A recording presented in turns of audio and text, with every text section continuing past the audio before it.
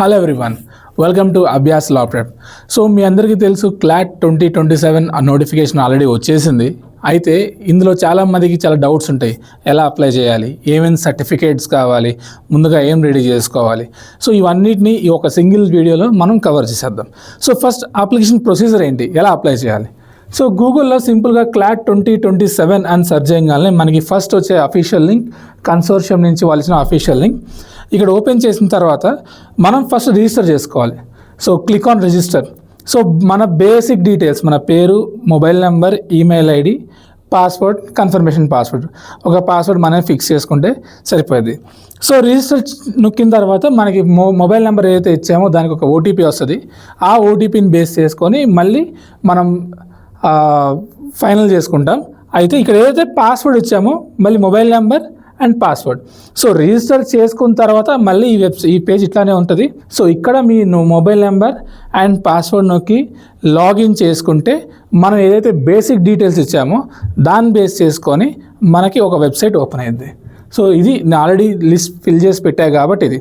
So first page open అయిన తర్వాత మనం యూజీకి ఎన్రోల్ చేస్తున్నామా, పీజీకి ఎన్రోల్ చేస్తున్నామా, సో ఈ రెండిట్లో ఏదో మనకు క్లారిటీ ఇవ్వాలి వాడికి. సో మేజర్గా మన అందరం యూజీ రాసే వాళ్ళకి క్యాండిడేట్స్ ఉంటాం కాబట్టి సో క్లాట్ యూజీ అప్లికేషన్ తర్వాత యూజీ అని టిక్ చేసిన తర్వాత మళ్ళీ దాని కింద ఆర్ యూ ఇండియన్ సిటిజన్ అని వస్తుంది. సో ఎస్ అని కొట్టింది. మోస్ట్లీ 99.9% ఇండియన్ సిటిజన్సే ఉంటారు కాబట్టి ఎస్, అదర్వైజ్ ఫారినర్స్ అయితే no. So Indian citizen category type చేసి క్లిక్ చేసిన తర్వాత రిజిస్టర్ అయిపోద్ది. సో మళ్ళీ ఇక్కడ నేను ఆల్రెడీ ముందు ఫిల్ చేసి పెట్టా కాబట్టి నాకు ఎడిట్ అప్లికేషన్ వస్తుంది, లేదు అంటే కంటిన్యూ అయిపోద్ది. సో ఎట్లా అంటే ఒకే అటెంప్ట్లో మనం అప్లికేషన్ సబ్మిట్ చేయాల్సిన అవసరం లేదు. ఎన్నిసార్లైనా సేవ్ చేసుకోవచ్చు, ఎన్నిసార్లైనా క్లోజ్ చేసుకోవచ్చు, ఎన్నిసార్లైనా ఓపెన్ చేసుకోవచ్చు. అల్టిమేట్గా సబ్మిట్ అయ్యేంత వరకు మన డేటా అక్కడ సేవ్ అయి ఉంటుంది. సో నేను ఆల్రెడీ సేవ్ చేసి పెట్టాను కాబట్టి నాకు ఎడిట్ వస్తుంది. సో ఇక్కడ ఎడిట్ అప్లికేషన్ ఫామ్ ఫస్ట్ మన ఫోటోగ్రాఫ్ అండ్ సిగ్నేచర్, ఇవి రెండు మనం రెడీగా పెట్టుకోవాలి ల్యాప్టాప్లో. సో ఇక్కడ అప్లోడ్ చేసుకుంటాం. And basic details 12 intermediate certificate మీద మన పేరు ఎట్లయితే ఉంటుందో అలా నేమ్ ఫిల్ చేసుకోవటం, మన gender, date of birth, parents name or guardians name and category. This is important thing. So ఈ కేటగిరీలో జనరల్ కేటగిరీ అయితే ఏ భయబాధ లేదు, అప్లికేషన్లు ఇంకా సర్టిఫికేట్స్ లాంటివి ఏమి అప్లై చేయాల్సిన అవసరం లేదు. బట్ ఒకవేళ ఓబీసీ కనుక అప్లై చేస్తుంది, if you are OBC candidates, OBC non creamy లేయరా కాదా. సో మరి నాన్ క్రీమీ లేయరా కాదా, మనం ఏ కేటగిరీలోకి వస్తాం అనేది సపరేట్ వీడియోలో మేము డీటెయిల్గా మెన్షన్ చేస్తాం. ఇక్కడ నాన్ క్రీమీ లేయర్ అయితేనే రిజర్వేషన్ వస్తుంది, క్రీమీ లేయర్ అయితే రిజర్వేషన్ రాదు. సో ఓబీసీలో నాన్ క్రీమీ లేయర్కి మాత్రమే రిజర్వేషన్ ఉంటుంది, లేదంటే జనరల్ కేటగిరీగా ఐడెంటిఫై అయిపోతారు. So non creamy layer yes, non creamy layer no. So yes అయితే నాన్ క్రీమీ లేయర్ ఎస్ అయితే మళ్ళీ దానికి సపోర్టింగ్ డాక్యుమెంట్ ఇక్కడ అప్లోడ్ చేయాల్సి వస్తుంది. నో అయితే అంత ఏం అవసరం ఉండదు. సో ఏదైనా బట్ ఓబీసీ అయితే if you are applying for OBC so ఆ డాక్యుమెంట్ అయితే ముందుగా రెడీ చేసి పెట్టుకోండి. మీరు నాన్ క్రీమీ లేయర్ అయినా క్రీమీ లేయర్ అయినా ఎస్టీఆ ఎస్సీ, సో మీ డేటాబేస్ బేస్ చేసుకొని మనం ముందుగా సర్టిఫికేట్స్ రెడీ చేసి పెట్టుకుంటాం. సో ఓబీసీకి అయితే non creamy layer yes or no వస్తుంది. నెక్స్ట్ అట్లా కాకుండా ఎస్సీస్ డైరెక్ట్గా సర్టిఫికేట్ అప్లోడ్ చేయడం, ఆర్ ఎస్టీ డైరెక్ట్గా సర్టిఫికేట్ అప్లోడ్ చేసుకోవడం. లేదు నేను జనరల్ కేటగిరీ కానీ నాకు ఈడబ్ల్యూఎస్ ఉంది, so do you qualify under EWS, yes అయితే ఎస్, నో అయితే నో.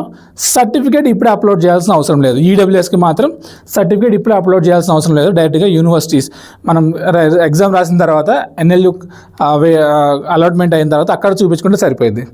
బట్ మిగతా ఓబీసీ ఎస్సీ ఎస్టీ మాత్రం ఖచ్చితంగా సర్టిఫికేట్ ముందే అప్లోడ్ చేసుకోవాల్సి వస్తుంది. So next or physically disabled candidate, yes or no. Yes అయితే సర్టిఫికేట్ అప్లోడ్ చేస్తాం, లేదంటే లేదు. ఇదంతా తర్వాత do you qualify under BPL, below poverty line qualification ఉందా అంటే జనరల్గా కొంతమంది కన్ఫ్యూజన్ ఉంటుంది, ఈడబ్ల్యూఎస్ బిలో పవర్టీ లైన్ కింద వస్తుందా రాదా అనేది.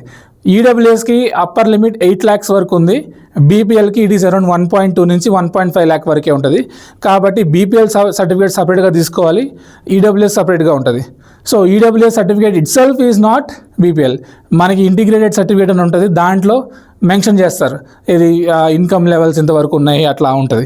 సో కాబట్టి బీపీఎల్కి సపరేట్గా ట్రై చేయండి. సో మనకి 7 lakhs 8 lakhs ఇన్కమ్ ఉన్న ఈడబ్ల్యూఎస్ అప్లై అవుతుంది కానీ పీపీఎల్ అప్లై కాదు. సో కాబట్టి ఇక్కడ జాగ్రత్త తీసుకోండి, బీపీఎల్ సర్టిఫికేట్ వేరు, ఈడబ్ల్యూఎస్ సర్టిఫికేట్ వేరు. నెక్స్ట్ ఇదంతా అయిన తర్వాత సేవ్ యాజ్ డ్రాఫ్ట్ మ్యాండేట్గా క్లిక్ చేయండి. ఎందుకంటే ఒకవేళ సడన్గా కరెంట్ పోయినా మీరు ఎగ్జిట్ అయిపోయినా డేటా మొత్తం సేవ్ అయి ఉంటుంది. సో సేవ్ యాజ్ డ్రాఫ్ట్ కొట్టిన తర్వాత మళ్ళీ నెక్స్ట్ ఏరియా కమ్యూనికేషన్ డీటెయిల్స్, మన pin code, address, so and so అంతా ఇస్తాం. Alternative mobile number and alternative email ID is mandatory. So అంటే మీకు మొత్తంగా 2 మొబైల్ నెంబర్స్ ఉండాలి, 2 ఈమెయిల్ ఐడీస్ ఉండాలి. రిజిస్టర్ చేసే టైంలో మీ personal mobile number, personal email ID. ఆ తర్వాత during time of application second mobile number, second email ID. ఇవి మ్యాండేటరీ, అవి ఉంటేనే ముందుకెళ్తాం. తర్వాత క్వాలిఫైయింగ్ ఎగ్జామ్.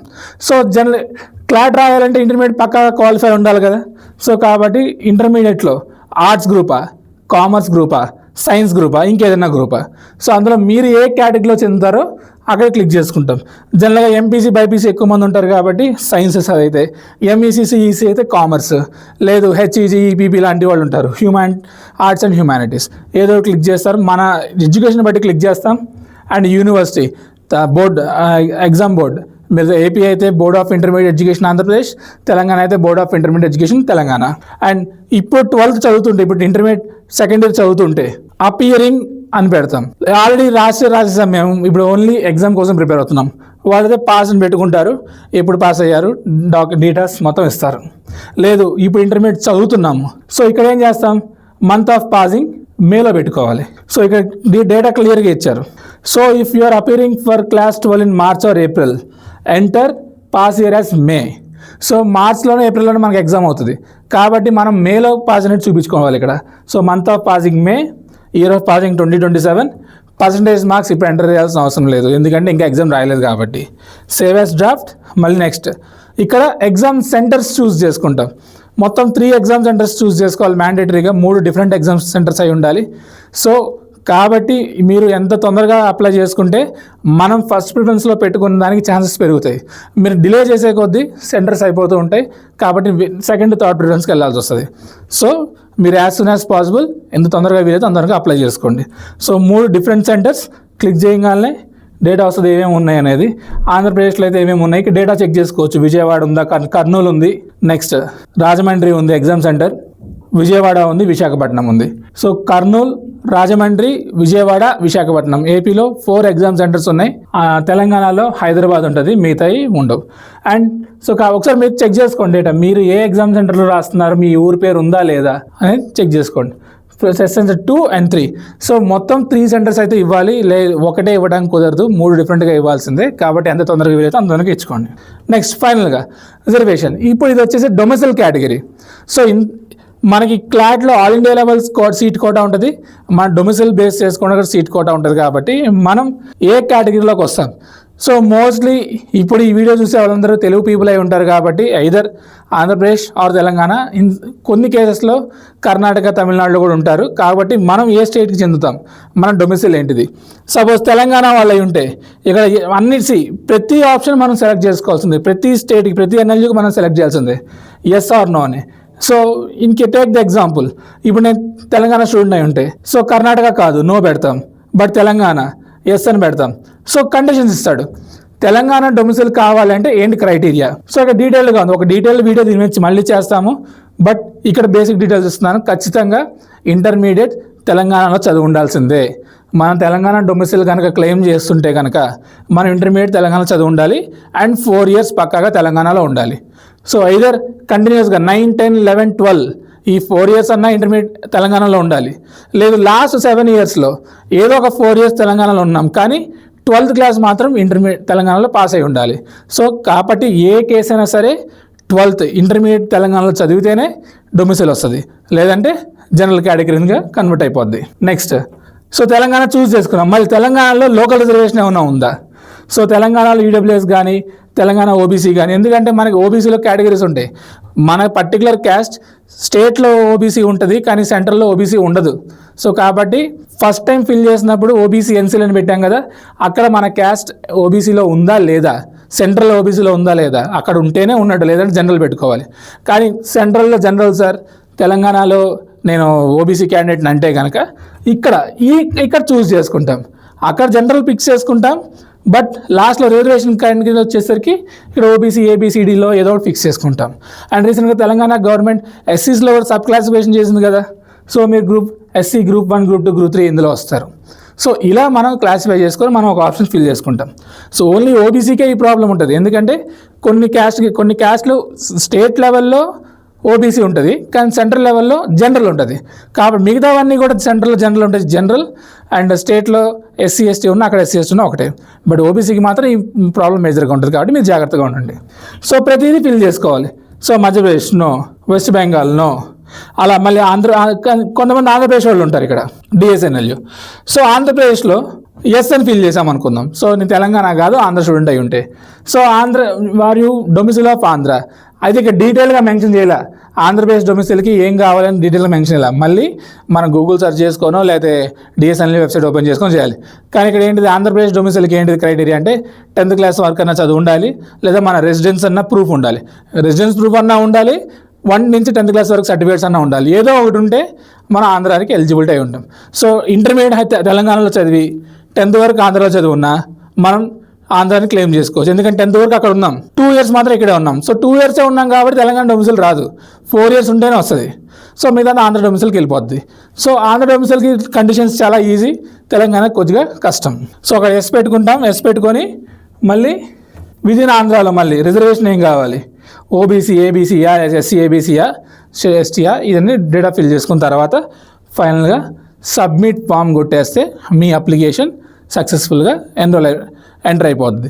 సో కాబట్టి డీటెయిల్స్ ఫిల్ చేసేటప్పుడు జాగ్రత్తగా ఫిల్ చేయండి.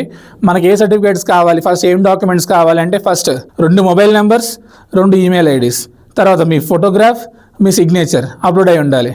అండ్ సర్టిఫికేట్స్ ఓబీసీ అయితే ఓబీసీ ఎన్సీఎల్ అయినా కాకపోయినా OBC certificate, SC certificate, SC certificate, మీరు ఏ కేటగిరీ చెందుతారు. జనరల్ కేటగిరీస్కి ఏ సర్టిఫికేట్స్ అవసరం లేదు. బట్ ఓబీసీ అయితే ఓబీసీ సర్టిఫికేట్, ఎస్సీ ఎస్టీ లేదు, పీడబ్ల్యూడీ అయితే పీడబ్ల్యూడీ లేదు, బీపీఎల్ కేటగిరీ జనరల్ వాళ్ళు బీపీఎల్ కేటగిరీలో ఉంటే ఆ సర్టిఫికేట్. సో మనం ఏదైతే రిజర్వేషన్ క్లెయిమ్ చేద్దాం అనుకుంటున్నామో ఆ సర్టిఫికేట్ పక్కాగా మన దగ్గర ఉండాలి. ఈడబ్ల్యూఎస్ అయితే ఇప్పుడు అప్లోడ్ చేయాల్సిన అవసరం లేదు, ఫ్యూచర్లో చూసుకోవచ్చు. కానీ బీపీఎల్ మాత్రం ఇప్పుడు అప్లోడ్ చేయాలి. లేదు ఒకవేళ మీ దగ్గర ఈడబ్ల్యూఎస్ సర్టిఫికేట్ ఉంది, మీ ఇన్కమ్ లెవెల్ 1.5 lakh అని తక్కువ ఉంది, బీపీఎల్ కింద దాన్ని యూజ్ చేసేసుకోవచ్చు. సో కాబట్టి దీన్ని బేస్ చేసుకొని మీకు ఏ సర్టిఫికేట్ కావాలి ముందు రెడీ చేసి పెట్టుకొని స్టార్ట్ చేస్తే ప్రాసెస్ అంతా 5-10 నిమిషాల్లో మొత్తం అప్లికేషన్ క్లోజ్ అయిపోద్ది. తర్వాత పేమెంట్కి వెళ్తాం, పేమెంట్ చేసుకుంటే రిసిప్ట్ జనరేట్ అవుతుంది. సో ఇది మొత్తం ప్రాసెస్. ఈ ప్రాసెస్లో మీకు ఇంకే డౌట్ ఉన్నా మీరు కామెంట్ సెక్షన్లో అడగచ్చు, లేదా మా నెంబర్కి కాల్ చేయొచ్చు. సో దట్ మేము మీకు సపోర్ట్ చేస్తాం. అండ్ ఈ డొమిసిల్ కేటగిరీ మీద, ఓబీసీ కేటగిరీ మీద డీటెయిల్గా ఒక వీడియో చేస్తాము. So Abhyas law prep పేజ్ని follow అవ్వండి. సో దట్ మీకు ఎప్పుడు ఏ కొత్త వీడియో అప్లోడ్ అయినా మీకు అక్కడ వచ్చేస్తుంది. So until then thank you.